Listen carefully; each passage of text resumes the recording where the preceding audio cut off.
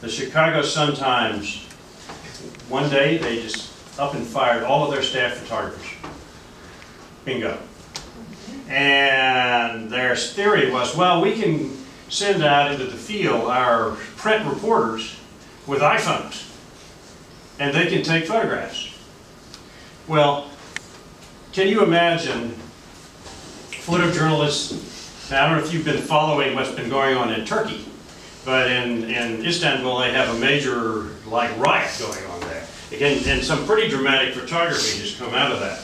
Can you imagine trying to capture that kind of photography when you are using an iPhone? Now, iPhones can be fine. I think there's I use iPhones for photography, and just about every. In fact, 7 had a show 2 years ago in which they showed only iPhone photography from people within 7 members, and it was in a major museum in Boston, and drew well. And we then moved it to our gallery in New York, and it drew well there too. So, you know, that's something. That's an element of photography which is going to be important, but it's not the same as the kind of photojournalism that we're talking about.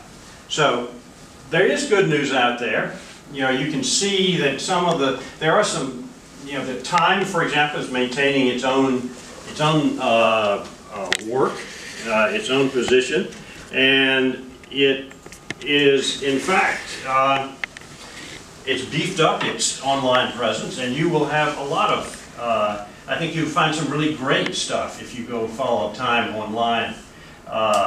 And there are other newspapers that are building, for example, and the ones that are building are paying attention to content. This may sound a little unusual, but the Deseret Times, which is a newspaper in Salt Lake City, it's actually owned by the Mormon Church. And they decided that they would start thinking of themselves as a national edition.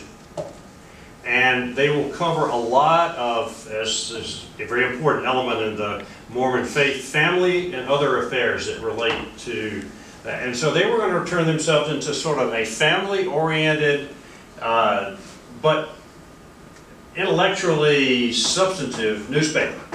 And they did 2 years ago. And I might know it under the guidance of a guy from the Harvard Business School who went back as their chief publisher.